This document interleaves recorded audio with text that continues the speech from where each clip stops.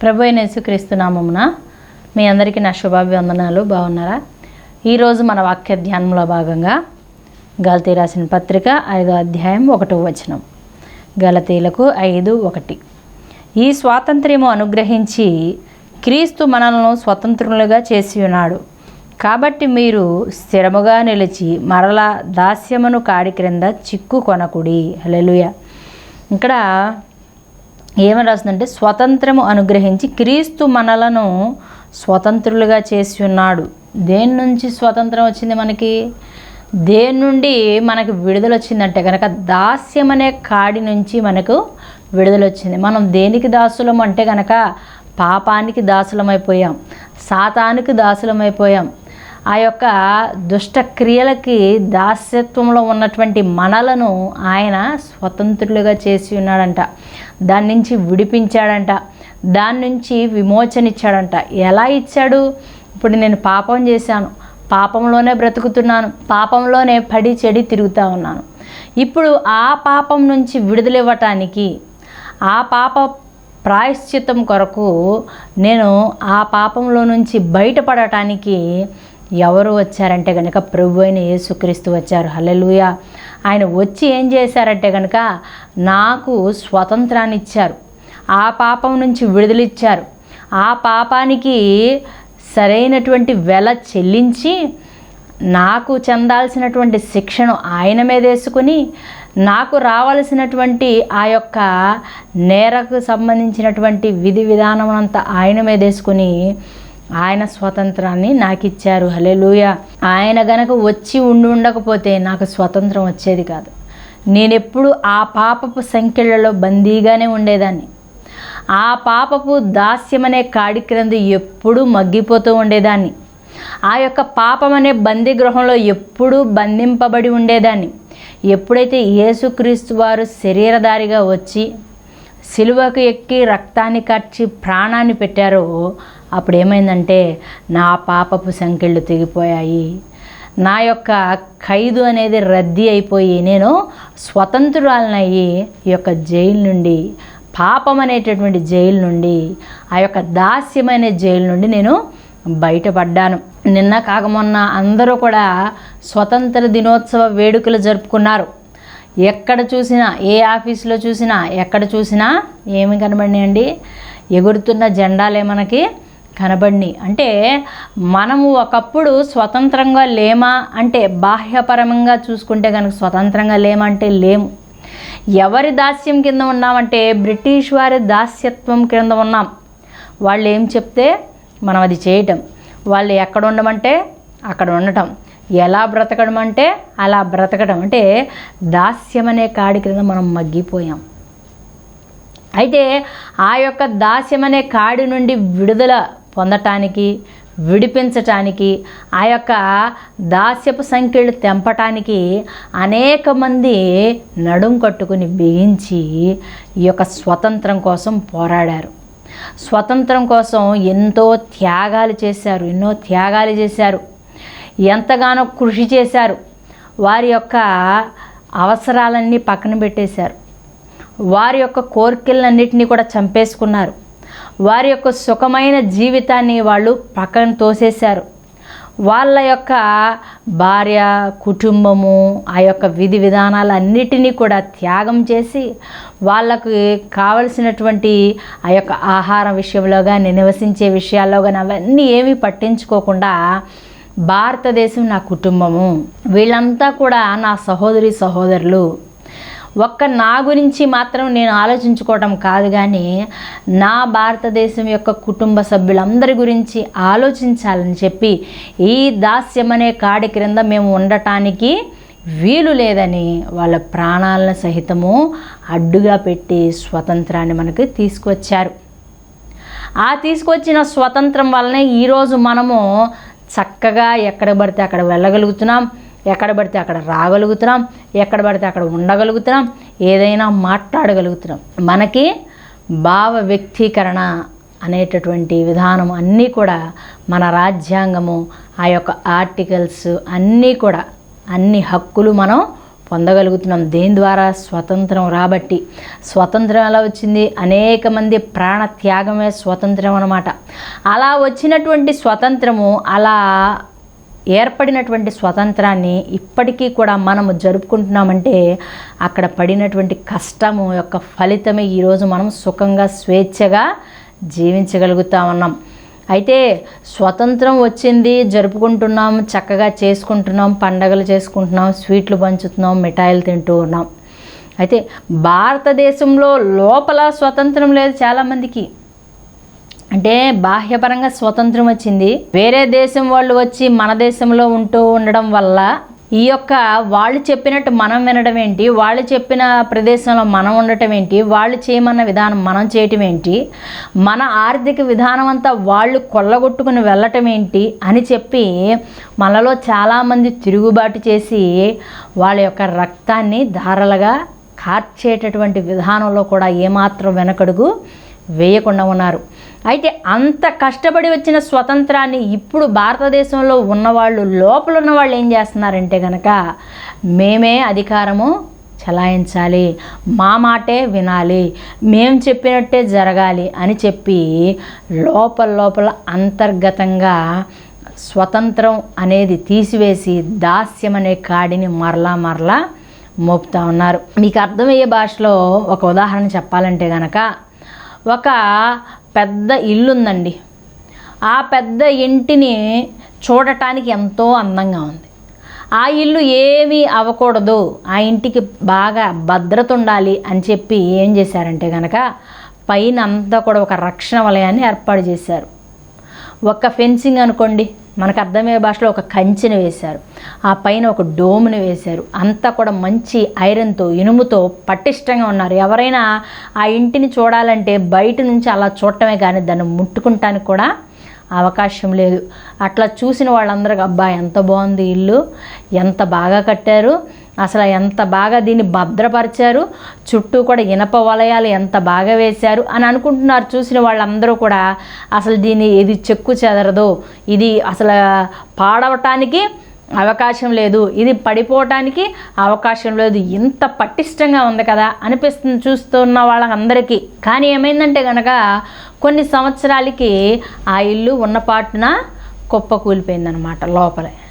అప్పుడు అందరూ అనుకున్నారు అసలు దీనికి ఏమైంది, ఎవరు ముట్టుకుంటానికి కూడా అవకాశం లేదు కదా, ఎవరు వెళ్ళి దాన్ని పగలకొట్టడానికి కూడా అవకాశం లేదు కదా, ఎవరు కూడా దాన్ని తాకలేరు కదా, ఇదేంటి కుప్పకూలిపోయింది అనుకుంటే కనుక లోపల ఉన్నటువంటి ఆ యొక్క మనుషులు ఎవరైతే ఉన్నారో వెళ్ళి దాన్ని శుభ్రం చేసేవాళ్ళు కానీ, దాన్ని చుట్టూ కూడా కావలి కాసేవాళ్ళు కానీ, దాన్ని పటిష్టంగా చూసుకునేవాళ్ళు కానీ ఎవరైతే ఉన్నారో దాన్ని లోపల దాన్ని కృంగదీయటం మొదలుపెట్టారు. అంటే తవ్వకాలు కానివ్వండి, లేదంటే కనుక దాన్ని రీమోడలింగ్ చేసే విధానంలో దాన్ని పగలగొట్టే విధానం కానివ్వండి, ఏదైనా లోపల దాన్ని పాడు చేసేసారనమాట. బయటికి ఎవరూ కూడా రాకుండా పటిష్టం చేసినటువంటి మనుషులు ఎవరైతే ఉన్నారో వాళ్ళు లోపల తవ్వటం మొదలుపెట్టి దాన్ని ఏదో చేద్దామని మొదలుపెట్టి, ఇంకా ఏదో అందంగా చేద్దామని మొదలుపెట్టి వాళ్ళ యొక్క పనులను బట్టి అది ఏమైపోయిందంటే లోపలంతా కూడా డొల్లైపోయి పడిపోయిందనమాట. అదేవిధంగా భారతదేశము బయటంతా బాగా భద్రత కాపలా కాస్తూ ఉన్నారు ఎవరు? మన సైనికులు. దానిలోకి ఎవరో ఏ శత్రువు ప్రవేశించకూడదు, ఎవరో కూడా బయట నుంచి ఎవరో రాకూడదు, పాస్పోర్ట్ లేకుండా వీసా లేకుండా వస్తే మన దేశంలోకి వస్తే ఏంటండి శిక్ష వేసేస్తారు తీసుకువెళ్ళి. అంటే మన దేశంలోనికి ఎవరో ఎంటర్ అవ్వకుండా ఎప్పుడు కూడా మన చుట్టూ దేశం చుట్టూ ఎవరు ఉంటారండి? సైనికులు పహారా కాస్తూ ఉంటారు. కానీ దేశంలో దొంగలు పడ్డారు కదా, మరి దాని పరిస్థితి ఏంటి? దేశంలో దొంగలు అంటే ఏంటి అంటే కనుక అన్యాయం అనేది పెరిగిపోతూ ఉంది, అక్రమం అనేది పెరిగిపోతూ ఉంది, మోసాలు అనేవి పెరిగిపోతూ ఉన్నాయి, దొంగతనాలు పెరిగిపోతూ ఉన్నాయి, హంతకులు పెరిగిపోతూ ఉన్నారు. దానికి ఏంటంటే ఉదాహరణ, ఇప్పుడు మన కోర్టులో ఉన్నటువంటి పెండింగ్లో ఉన్న ఫైళ్ళు వేలకు వేలు ఉన్నాయి. అంటే రోజుకి వచ్చి కొన్ని కుప్పలు తప్పలుగా పడిపోతూ ఉన్నాయి అండి. ఇది మోసం జరిగిన కేసు, ఇది దొంగతనం జరిగిన కేసు, ఇది అన్యాయం చేసిన కేసు, ఇది హత్య చేసిన కేసు అని రోజుకు ఫైల్స్ పెరిగిపోతూ ఉన్నాయి. అందుకే మన పెండింగ్లో ఉన్నటువంటి ఫైల్స్ లిస్టు కొన్ని వేలు ఉన్నాయంట. ఇట్లా బయట భారతదేశాన్ని కాపలా కాసుకుంటానికి మంచి పటిష్టమైనటువంటి జవాన్లు చుట్టూ బయట పెట్టారు, బాగానే ఉంది. మరి దేశంలో జరుగుతున్న అక్రమాల పరిస్థితి ఏంటి?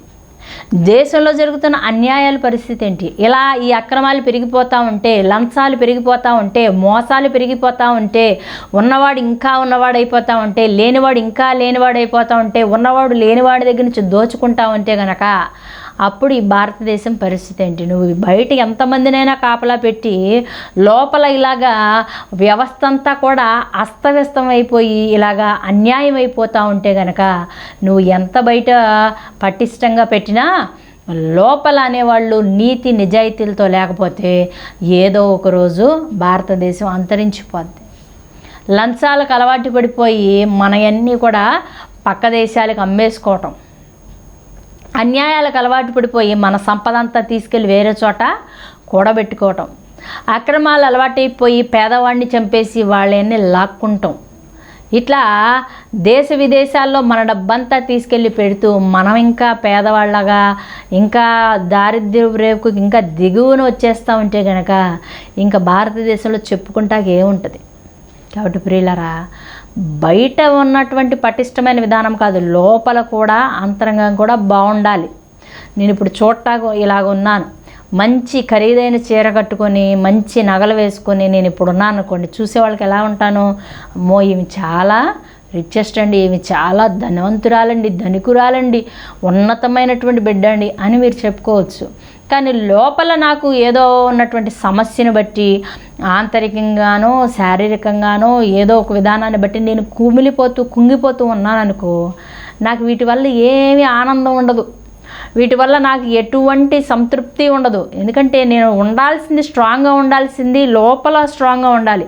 శారీరకంగా కానీ మానసికంగా కానీ ఆత్మీయంగా లోపల నేను చాలా స్ట్రాంగ్గా ఉండి అప్పుడు నేను బయట ఎలాగా ఉన్నా అది సరిపోతుంది. కానీ పైకి డాంబికంగా గంభీరంగా నేను పైకి కనబడి లోపలంతా కూడా నాకు కృంగుదల, నిరుత్సాహము, నీరసం ఉందనుకోండి, దానివల్ల ఎటువంటి ఉపయోగం లేదు కదా. అలాగే ఆలనాడు మనకి స్వతంత్రం తెచ్చిన గాంధీ కానీ, నెహ్రూ కానీ, సర్దార్ వల్లభాయ్ పటేల్ కానీ, అల్లూరి సీతారామరాజు కానీ ఇంకా అనేక మంది వాళ్ళ ప్రాణాలను అర్పించి తెచ్చిన స్వతంత్రం గనక పటిష్టంగా ఉండాలంటే, ఇంకా వేరే వాళ్ళ సంఖ్యలలోకి మనం వెళ్ళకూడదంటే, వేరే వాళ్ళ దాస్యం అనే కాడి మనం మొయ్యకుండా ఉండాలంటే గనక ప్రతి భారతీయుడు కూడా ఇది నా కుటుంబము, ఇది నా ఇల్లు, నేను ఈ వైఖరి తగదు, ఈ మోసాలు నాకు తగదు, ఈ లంచాలు నాకు తగదు, ఈ అన్యాయం నాకు తగదు, ఈ అక్రమాలు నాకు తగదు అనేటటువంటి భావన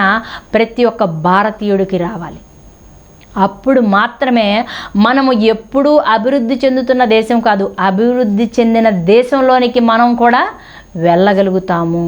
ఇది ఒక్క వ్యక్తి వల్ల అయ్యే పని కాదు, ఒక్క రోజులో అయ్యే పని కాదు, ఒకళ్ళు పూనుకుంటే జరిగేది కాదు. ఇది ప్రతి ఒక్కరూ ఐకమత్యంతో మాత్రమే దీన్ని సాధించగలుగుతాము. హల్లెలూయా. దాస్యం అనే కాడి నుండి మనం బద్దలయ్యాము.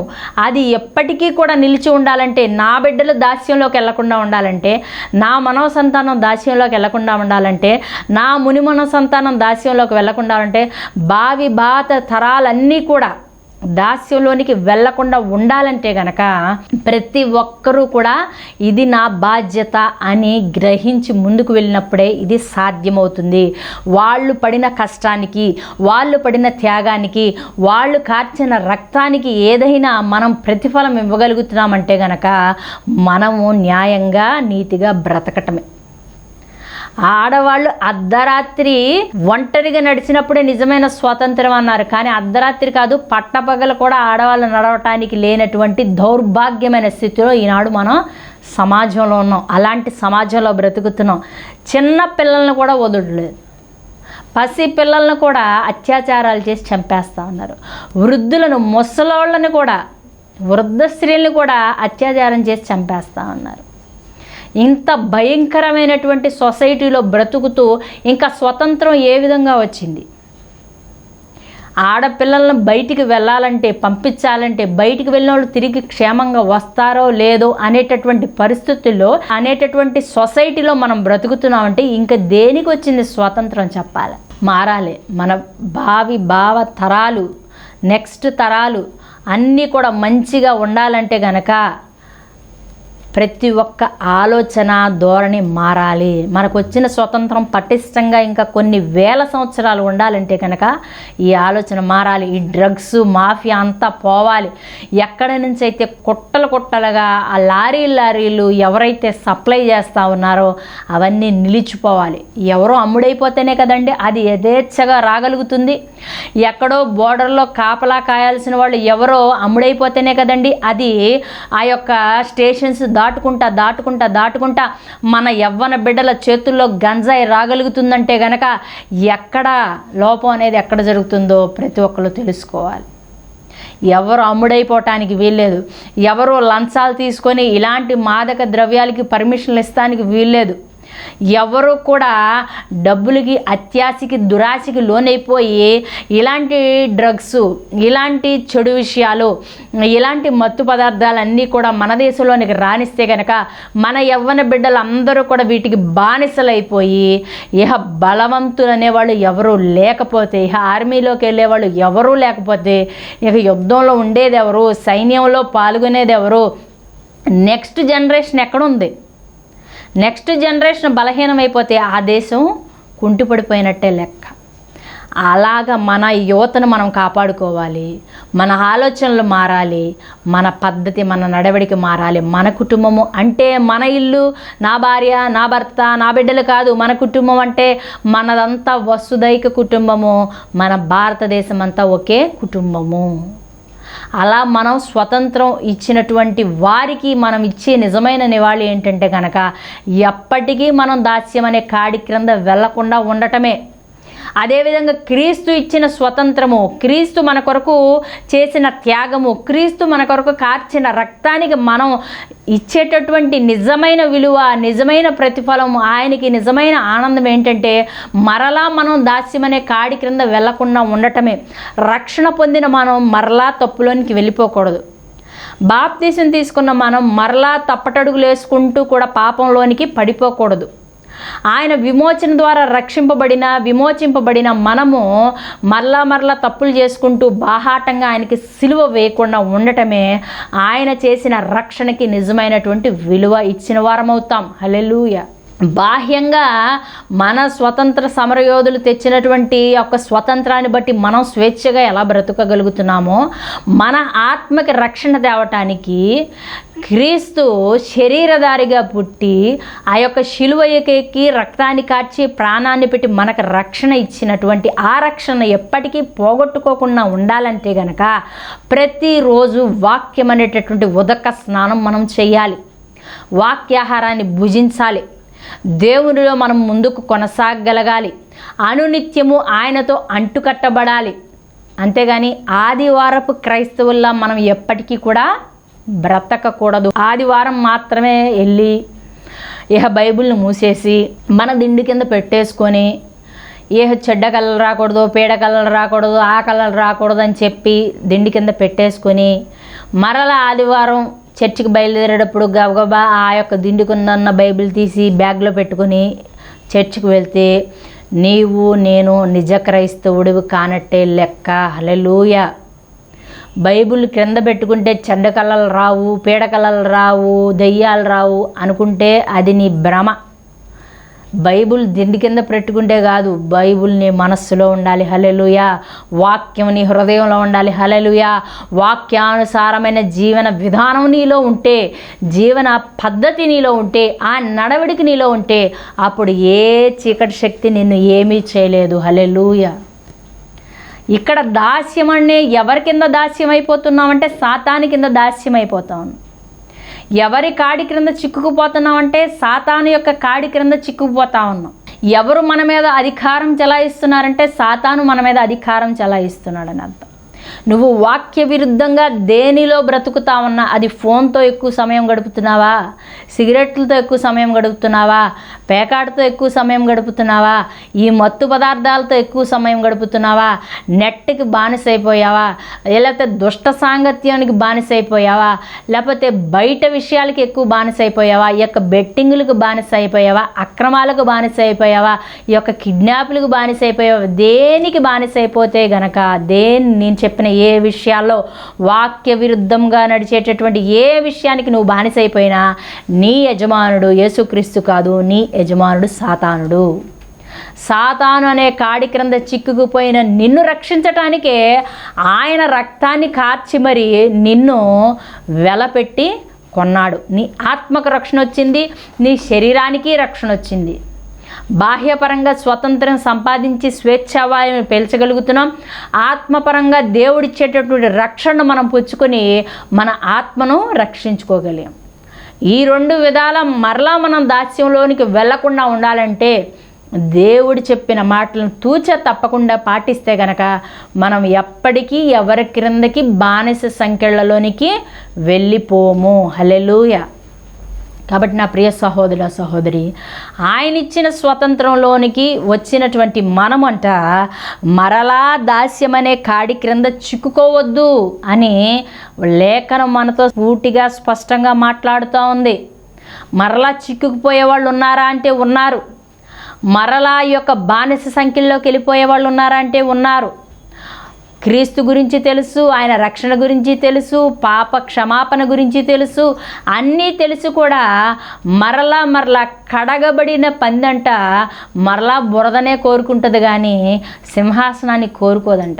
కుక్క తన వాంతిని మరలా వెళ్ళి తన వాంతి దగ్గరికి పరుగులు పెట్టుకుంటూ వెళ్తుందంట. నేను చెప్పినవి కాదు, వాక్యంలోనే ఉంది. చూడండి, కావాలంటే 2 పేతురు రాసిన పత్రికలో స్పష్టంగా ఉంది, 2వ అధ్యాయంలో. కాబట్టి నా ప్రియ సహోదర సహోదరి, ఎప్పుడు కూడా కడగబడిన మనము, ఆ యొక్క దాస్యం నుండి విడిపించబడినటువంటి మనము మరలా అదే స్థితికి, అదే నీచ స్థితికి వెళ్ళిపోకూడదు.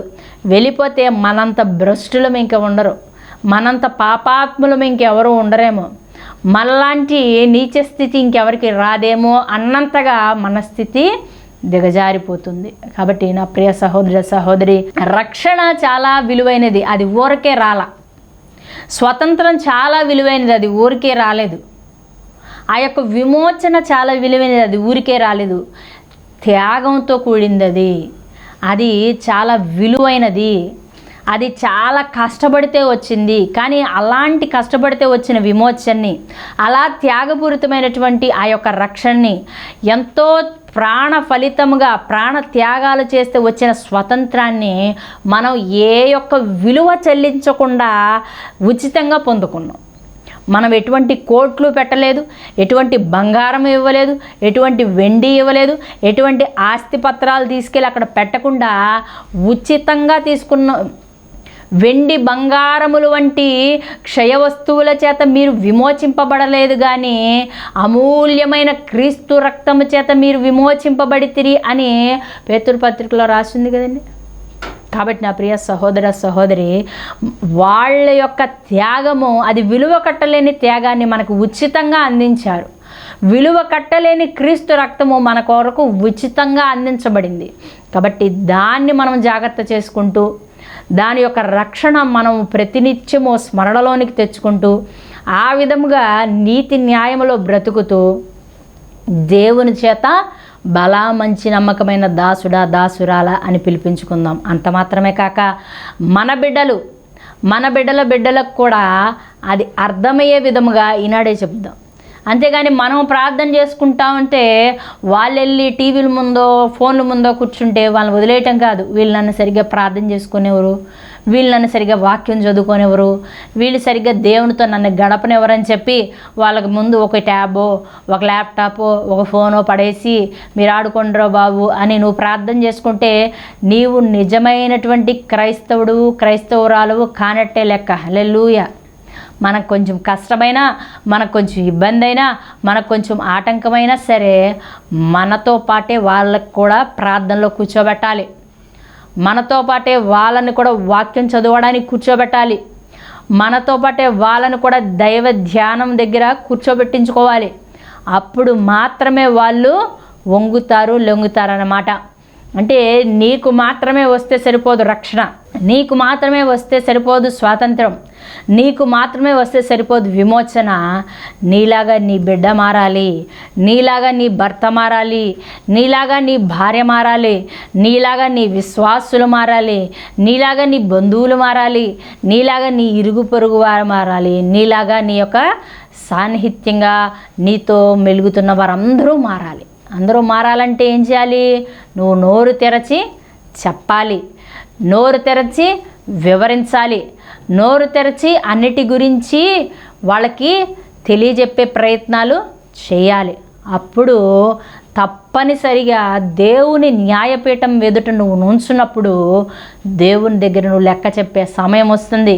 నువ్వు పలానా వాళ్ళకి చెప్పావా, పలానా వాళ్ళకి వివరించావా, నీ కుటుంబ సభ్యులకి రక్షణ గూర్చిన విషయాలన్నీ వాళ్ళతో తెలిపావా అన్నప్పుడు లేదు ప్రభువా అని నువ్వు అంటానికి లేదు. ఎందుకంటే వాళ్ళ యొక్క లెక్క దేవుడు నిన్ను అడుగుతాడు. ఏమంటున్నాడంటే ఆయన, దుర్మార్గుడు నశించుట నాకు ఇష్టం లేదు, కానీ ఆ దుర్మార్గుడు తన దుర్మార్గత నుండి వదిలి మారు మనస్సు పొందుటే నాకు ఇష్టం అంటున్నాడు. వానికి నువ్వు వాక్యము చెప్పు. వాడు దుర్మార్గతను వదిలేశాడా? సరే, వాడు దుర్మార్గతను వదలలేదా? అయినప్పటికీ కూడా అతని గురించి నిన్ను నేను లెక్క అడగను అంటున్నాడు. నువ్వు ఏమీ చెప్పకుండా అతను నశిస్తే గనక ఆ ఆత్మకు నువ్వే లెక్క చెప్పాలంటున్నాడు దేవుడు. కాబట్టి మనం చెప్పాలి. సిగ్గుపడటం, మొహమాట పడటము, ఏదో అనుకుంటారేమో అని చెప్పి లోపల ఇదైపోవడం, ఇన్సెక్యూర్ ఫీలింగ్ ఇలాంటివి కాదు. నీకు తెలిసిన వాళ్ళకి, తెలియని వాళ్ళకి సందర్భాన్ని బట్టి చెప్పాలి. అంతేగాని కనపడిన ప్రతి ఒక్కరికి నువ్వు క్రీస్తుని నమ్ముకోలేదా, అయితే నువ్వు వెళ్ళి నరకంలో పడిపోతావు, మంటల్లో పడిపోతావు, కాలిపోతావు, నువ్వు చికెన్ లాగా రోస్ట్ అయిపోతావు అని ఇలాంటి పిచ్చి మాటలు చెప్పకూడదు. అలా చెప్తే అసలు ఎవరూ రక్షింపబడరు. సందర్భాన్ని బట్టి తెలివిగా, జ్ఞానంగా వాక్యం సెలవిస్తున్నట్లు తెలివి, పాము వలె తెలివి కలిగి ఉండమన్నాడు దేవుడు. తెలివిగా వాళ్ళ స్థితిగతులను ఆధారం చేసుకుని, వాళ్ళ పరిస్థితులను ఆధారం చేసుకుని, అక్కడ ఉన్న సందర్భాన్ని ఆధారం చేసుకుని క్రీస్తు మాటలను నువ్వు ప్రకటించినట్లయితే గనక తప్పనిసరిగా ఏదో ఒకరోజు వాళ్ళు క్రీస్తు మాటల్ని అంగీకరిస్తారు. హల్లెలూయా. అట్టి జ్ఞానంతో వివరిద్దాం. దేవుడిచ్చినటువంటి రక్షణ, దేవుడిచ్చిన స్వతంత్రాన్ని ఎప్పటికీ మనం కాపాడుకుందాం, మన బిడ్డలకు తెలియజెప్దాం. అదేవిధంగా బాహ్యంగా చూస్తే మనకు వచ్చినటువంటి స్వతంత్ర సమరయోధుల జీవిత విషయాలు కూడా మన బిడ్డలకు వివరిద్దాం. మన దేశ పరిస్థితులు కూడా వారికి వివరించి మనం ఈ దేశంలో ఎలా మెలగాలో అట్టి విధానాన్ని కూడా మన బిడ్డలకు నేర్పిద్దాం. అట్టి కృపను దేవుడు మనందరికీ దయచేయునుగాక. కళ్ళు మూసుకొని చిన్న ప్రార్థన చేసుకుందాం. కృపా సత్య సంపూర్ణమైన నా యేసయ్య, నీ ఘనమైన శ్రేష్టమైన నామమును బట్టి నాయన నీకు వందనాలు, స్తుతులు, స్తోత్రాలు చెల్లించుకుంటున్నాం తండ్రి. యేసయ్య, మీరిచ్చేటటువంటి స్వతంత్రం ఎంత విలువైనదో ప్రభువా, నాతో మాతో మీరు మాట్లాడినందుకైనా నీకు వందనాలు. ఇట్టి స్వతంత్రాన్ని మా యొక్క కడ ఊపిరి ఉన్నంత వరకు కూడా ప్రభువా మేము వదులుకోకూడదు. ఏ దాస్యమనే కాడి క్రింద మేము చిక్కుకోకూడదు. సాతాను యొక్క తంత్రాలకి మేము ప్రభువా లోబడకూడదు నాయన. ఎప్పటికీ మేము స్వతంత్రులమే. మేము మాత్రమే కాదు, మా కుటుంబ సభ్యులు, మా బిడ్డలు, మా బిడ్డల తరాలు ఎప్పటికీ స్వతంత్రంగానే బ్రతకాలి ప్రభువా. మా ఆత్మ ప్రభువా ఎప్పటికీ అగ్నిలో కాలిపోకూడదు. పరలోక రాజ్యంలో నిత్య స్తుతులతో ప్రభువా మేము వర్ధిల్లాలి రాజా. అట్టి కృపను దయచేయండి అయా తండ్రి. బాహ్యముగా వచ్చినటువంటి ఈ స్వతంత్రము అనేక మంది త్యాగాల ఫలితమని ప్రభువా ఆ యొక్క దేశ భక్తుల చరిత్రను కూడా మేము వివరిస్తూ ప్రభా మా బిడ్డలను ప్రభా నా తండ్రి భారతదేశం యొక్క ప్రభా సంఖ్యల నుండి ఏ విధముగా ఆ యొక్క స్వతంత్ర సమరయోధులు చేశారో అట్టి విధానం కూడా వివరిస్తూ నాయన తండ్రి దేశానికి ఎలాంటి వెన్నెముకగా ఉండాలో అట్టి విషయాలను వివరించే వారముగా కూడా ప్రభా మేము ఉండగలుగుటకు సహాయం చేయమని, వాక్యంలో మా బిడ్డలను పెంచగలిగినటువంటి స్థితిని ప్రభా మాకు అనుగ్రహించమని, మాలో ఏదైనా అపరాధముల దోషం నుండి దయతో క్షమించమని యేసు పరిశుద్ధ నామమున అడిగి వేడుకుంటున్నాము తండ్రి. ఆమేన్. Praise god. వందనాలు.